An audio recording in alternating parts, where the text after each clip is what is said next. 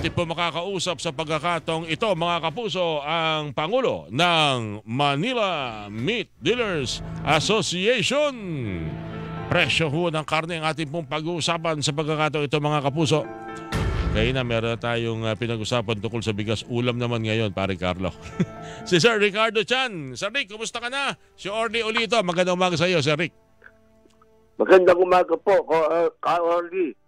Kumusta naman po ang inyong grupo? Ano na ho ang inyong magiging paghanda dahil ayon po sa Department of Agriculture na baka bukas ay ipatupad daw ho yung MSRP sa karne. May na yung Kasim 360, yung Liempo 380. Ano ho ba ang inyong magiging paghanda nito bukas March 10, Sir Rick?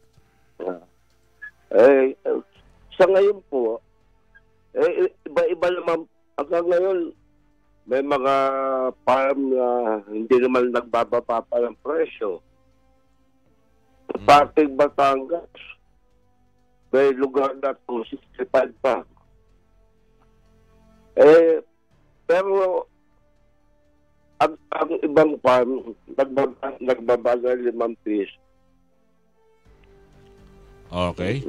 Ang sitwasyon ngayon. Bali, ang binabanggit ninyo, walang problema. Kaya lang, may mga ilang farm, 265 ang farm gate price ng karne per kilo. May iba naman nagbaba. Tama ho ba 260? Kasi kanya bumaba nila 5 piso eh. Tama ho ba 260 per kilo sa kanila? Hindi. Yung iba, 255. Yung meron din 250. 255, 250. Okay. Iba-iba eh.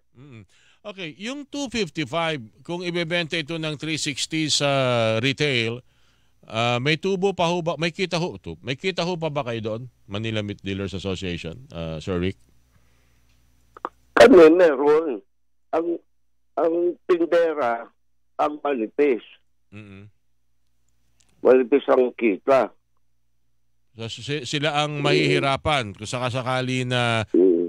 pero nasa sa inyo naman yata raw kasi yung sinasabing paraan din dyan. Pwede nyo ibenta ng medyo may tubo sila. Pwede ba yung ganon?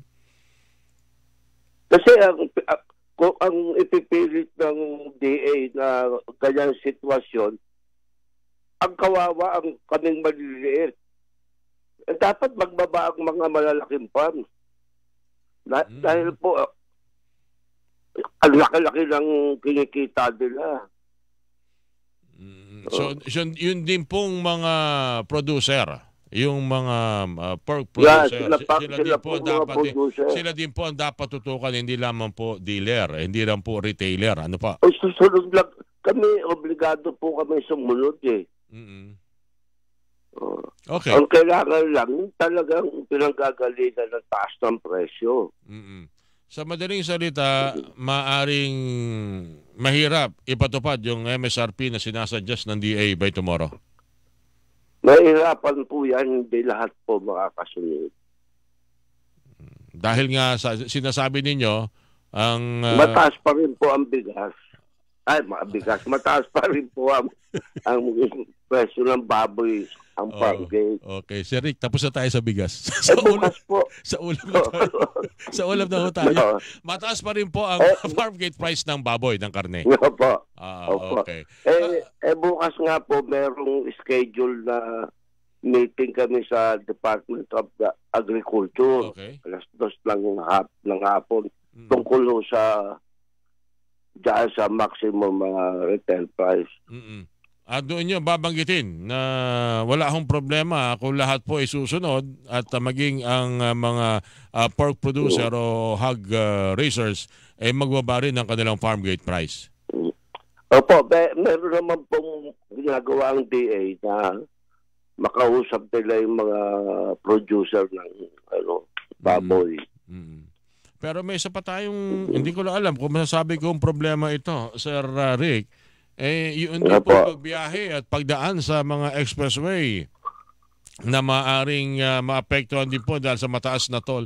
Meron ba kayo nakikitang ganun ding sitwasyon at baka pwedeng mabawasan din at maibsan din ang epekto nito sa presyo ng karne, Sir Rick?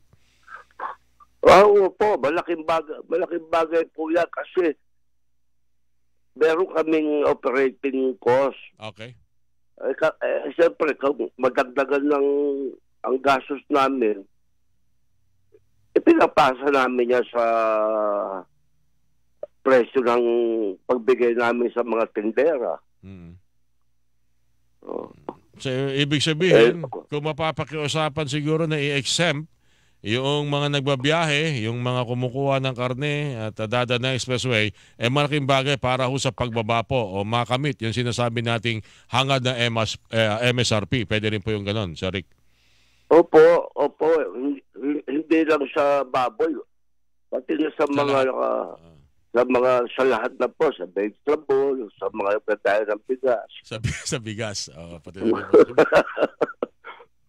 Anyway, bakit? Di masamang pag-usapan din naman yan. Tama rin naman kayo, Sir Rick. At baka mamaya, pinupurga lang ho natin ating mga tagapakinig ng presyo sa farm gate, presyo sa dealer, presyo sa retailer. Baka rin yun din pong transport cost mabawasan at maibaba rin natin. Malaking bagay din yan para po sa ating pong binibentang karne sa palengke.